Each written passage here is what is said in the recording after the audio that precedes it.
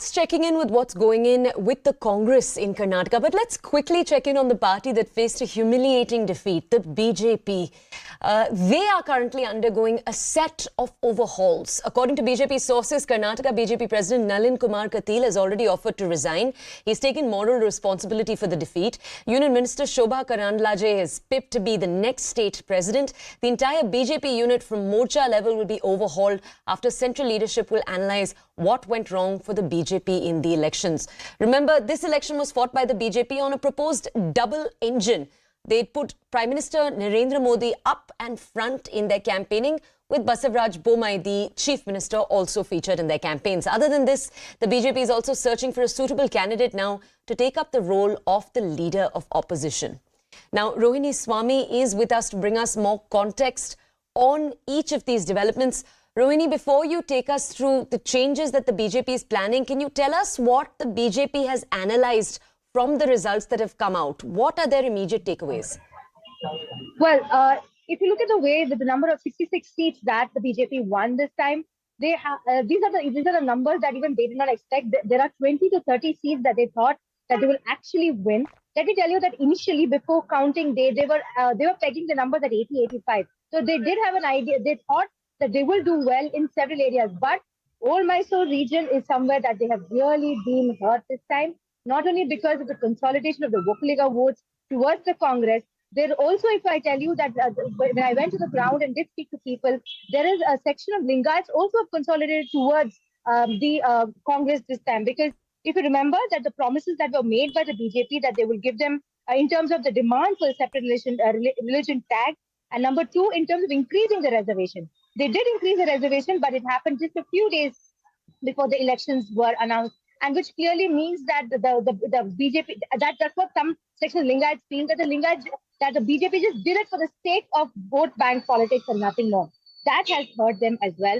The organization, though the BJP is known for a strong base level organization, this time several party workers were disillusioned because they felt that there was a lot of anti-incumbency against the MLAs themselves in those regions where they felt that they were strong.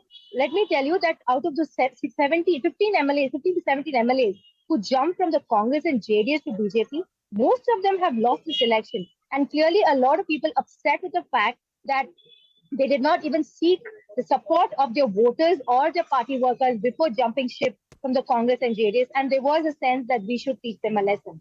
Another reason also is that the whole concept of double engine government that the BJP has been talking about, the voters did not see it on ground. They did not see the kind of promise and development that they had promised in 3 years' time. They said if anything had to be done, there was a BJP government in place.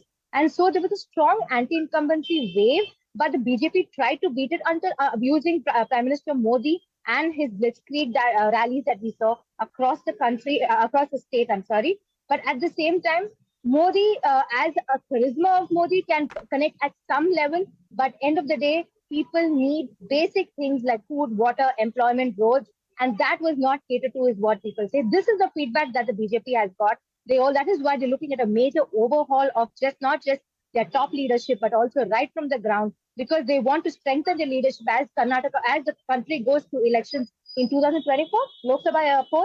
The BJP wants to ensure that out of the 28 Lok Sabha seats that Karnataka has, they send as many as possible. The role of Yediyurappa is once again important here. But if you remember, Yediyurappa said not only will try bring the BJP back to power in the state, but my responsibility also lies in Lok Sabha. Now with responsibility shifts to Lok Sabha, where out of 28 seats, they're hoping to at least get 20 to 25 seats. But the Congress also not letting go of this. They're hoping that they will at least get 10 MPs from Karnataka. So it's going to be a really interesting tight fight, not just for the CM's chair, not just for the elections that we're going to see in 24, but between the BJP and Congress itself in terms of their internal development.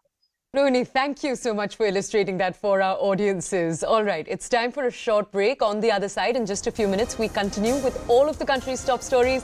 This is the Breaking News Show on CNN News 18.